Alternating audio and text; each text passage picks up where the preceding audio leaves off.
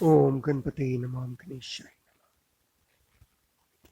Divorce, तलाक, इसके क्या रीजन है? किस वजह से तलाक हो सकता है? मैरिज पे मेरे काफ़ी वीडियोस हैं, उसी के अंदर डाइवोर्स को भी हमने कवर किया है।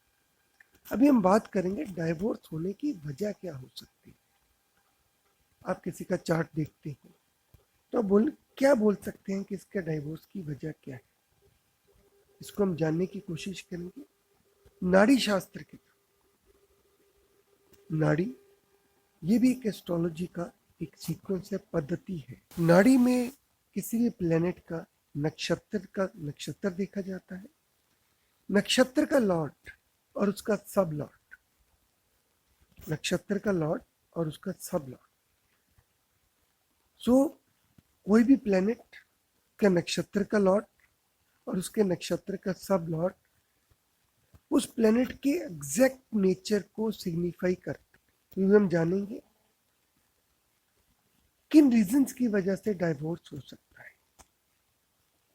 दोस्तों, जब हम कुंडली का मिलान करते हैं, अगर दोनों के मून साइन, लड़का और लड़की, दोनों के मून साइन 6th पोजीशन में, 6th position means 6 is obstacle, 8th is severe obstacles, बड़ी रुकावटें। 6 दुश्मन का साइन है, 8 नंबर लाइफ की रुकावटों का साइन। तो मान लीजिए दोनों के मून साइन 6th पोजीशन में है, यह दोनों के मून साइन के जो प्लैनेट्स हैं वो एक दूसरे के एनिमी हैं, दुश्मन हैं। तो इससे वश्य गुण नहीं मिलता है।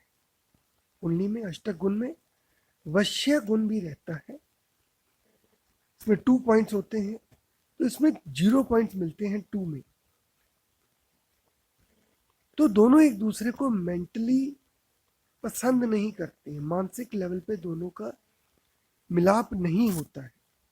तो ये डाइवोर्स का एक रीजन हो सकता है। उसके बाद जब एक लाइफ पार्टनर को लगता है कि उसकी लाइफ में उस दूसरे जो उसके फैमिली मेंबर्स का इंटरफेरेंस बहुत ज़्यादा है। आप देखेंगे कुछ लोग बताएंगे कि मेरी सास प्रॉब्लम करती है, ननद प्रॉब्लम करती है, ससुर प्रॉब्लम करता है। यह उसके जो फैमिली मेंबर्स हैं उनकी प्रॉब्लम की वजह से शादी में दम घुटना शुरू हो जाता है, मैरिड लाइफ नर्क लगना शुरू हो जाती है। उनकी हर जगह पे उनके ससुराल वाले इंटरफेरेंस करना शुरू कर देते हैं। क्या खाएंगे, क्या पिएंगे, कहाँ जाएंगे। सो जो एक पर्सनैलिटी है वो उनके इन्फ्लुएंस में आके उसका बिहेवियर चेंज हो जाता है। तो एस्ट्रोलॉजिकली उसको कैसे देखेंगे? मान लीजिए मदर इन लॉ की वजह से, सास की वजह से इंटरफेरेंस है, तो उसके कॉम्बिनेशंस क्या रहेंगे?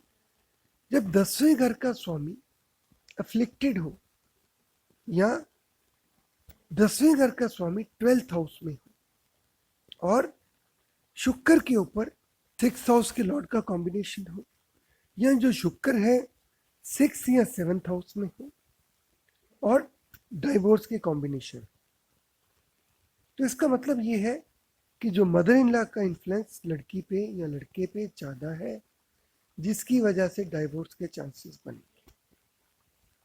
इसको अपने प्रैक्टिकल वे में देखना है। मान लीजिए किसी इंडिविजुअल की मदर इन लॉ ही नहीं है, तो हो सकता है कि मदर इन लॉ की इक्वलेंट जो लेडी है उसका इन्फ्लुएंस चल रहा हो। दूसरा, कई केस में आप देखते हैं कि लड़का या लड़की अपने भाई बहनों के इन्फ्लुएंस में आके बिहेव ठीक तरह से नहीं करते, उनका जो नेचर है वो चेंज हो जाता है। तो उसके क्या कॉम्बिनेशन है? जब 9th हाउस का जो लॉर्ड है वो अफ्लिक्टेड हो, यानी कि शनि, राहु, केतु इनका इन्फ्लुएंस हो, या 9th हाउस का लॉर्ड 12th हाउस में हो, और जो मंगल कारक है सिबलिंग्स का वो 6th हाउस या 7th हाउस के साथ कनेक्शन बनाता हो और डाइवोर्स की कॉम्बिनेशन हो, उस कंडीशन में जो सिबलिंग्स के इन लॉज हैं, सिबलिंग्स इन लॉज हैं, बहनों और भाइयों के इन्फ्लुएंस में इंडिविजुअल गड़बड़ करता है। अगला कॉम्बिनेशन फादर इन लॉ। मान लीजिए कई केसेस में आप देखेंगे कि लड़की के फादर आके लड़की को ले जाएंगे, वो कुछ ईगो रखेंगे, या लड़के के फादर कुछ ज़्यादा सख्त होंगे और लड़की को घर में एडजस्ट नहीं होने देंगे। तो उसकी क्या कॉम्बिनेशन है? या फोर्थ हाउस का लॉर्ड एफ्लिक्टेड हो, या फोर्थ हाउस का लॉर्ड 12th हाउस में चला जाए और उसका कारक राहु उसका 6th या 7th हाउस के साथ कॉम्बिनेशन बने, तो उस केस के अंदर आप मान के चलें फादर इन लॉ डाइवोर्स के लिए इन्फ्लुएंस हो सकते। तो उसके अलावा क्या रीजन हो सकते हैं? दोनों का जो सेक्सुअल रिलेशनशिप में डिससेटिस्फेक्शन हो, एक दूसरे से सेक्सुअल रिलेशन में संतुष्टि ना मिले। हस्बैंड पोटेंट हो, हस्बैंड पोटेंट के लिए क्या चाहिए?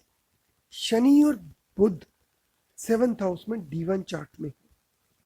बुध नपुंसक प्लैनेट्स की कैटेगरी में आता है। शनि ठंडेपन का कारक है।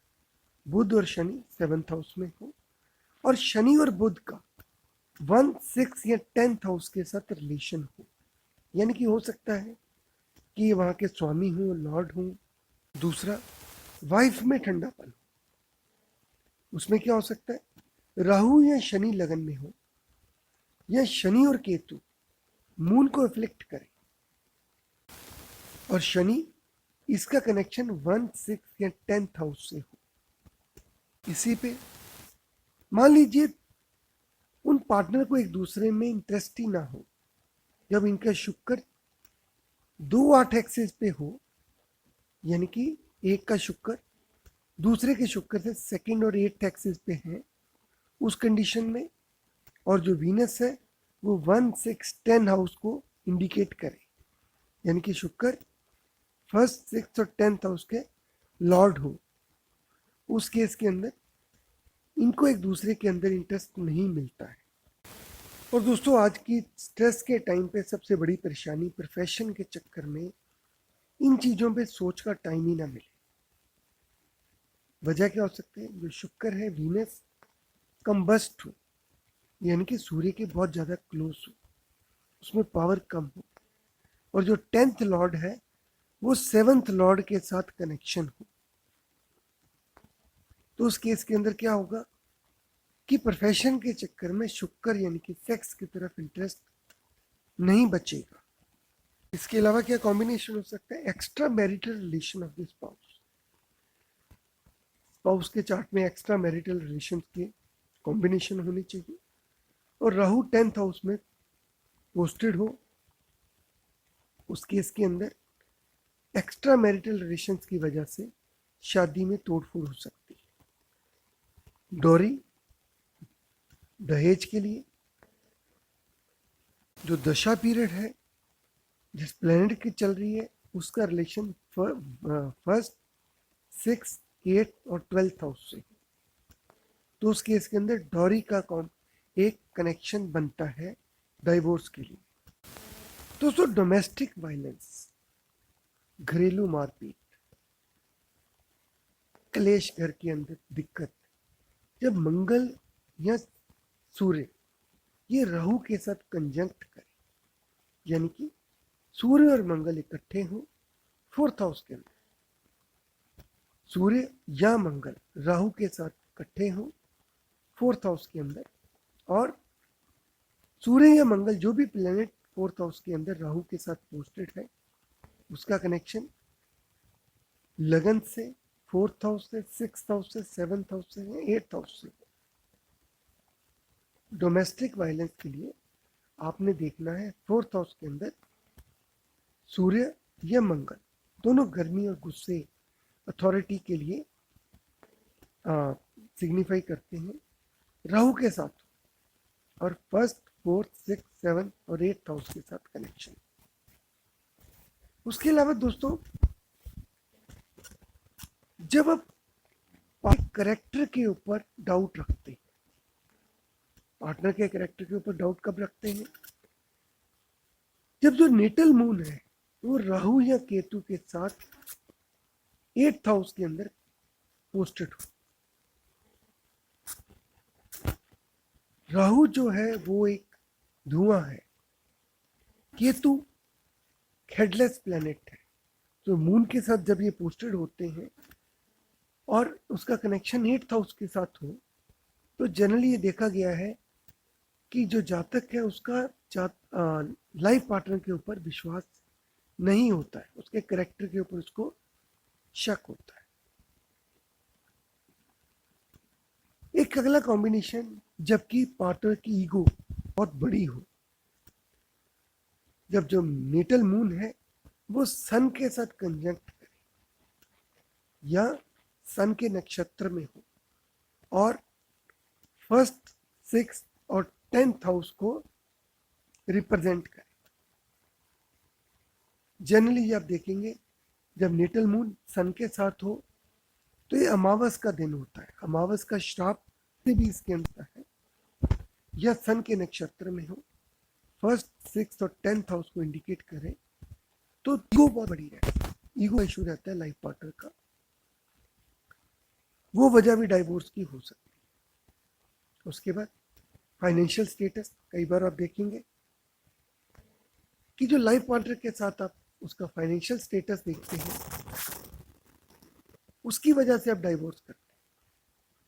तो राहु 12th हाउस में हो या सेकंड का लॉर्ड 12th हाउस में और 1st, 6th और 10th हाउस को सिग्निफाई करें, तो फाइनेंशियल स्टेटस ऑफ हस्बैंड की वजह से जनरली डाइवोर्स होता है। दोस्तों, ये नाड़ी विद्या के अनुसार कॉम्बिनेशन है जिनके अंदर प्लेनेट, नक्षत्र लॉर्ड और सब लॉर्ड देखा जाता है। ये वेरियस कॉम्बिनेशन है। इन चीज़ों को तब स्टडी किया जाता है अगर जो आपका लिंक है वो वीक है, कमजोर कड़ी टूटती है, दूसरी कड़ी जो कड़ी उस पे इन चीज़ों का असर नहीं आता है। हाँ, ये कॉम्बिनेशंस कहीं ना कहीं रिलेशन के अंदर वीकनेस को जरूर शो करेंगे।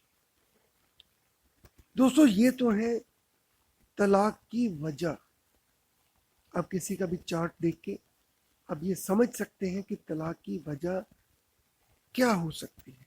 अगर आप उस चीज को एड्रेस कर लेते, उसकी रेमेडी कर लेते, या उस प्रॉब्लम को समझ के उसके साथ एडजस्ट कर लेते, तो हो सकता है कि हम इस चीज से बचा जा सके।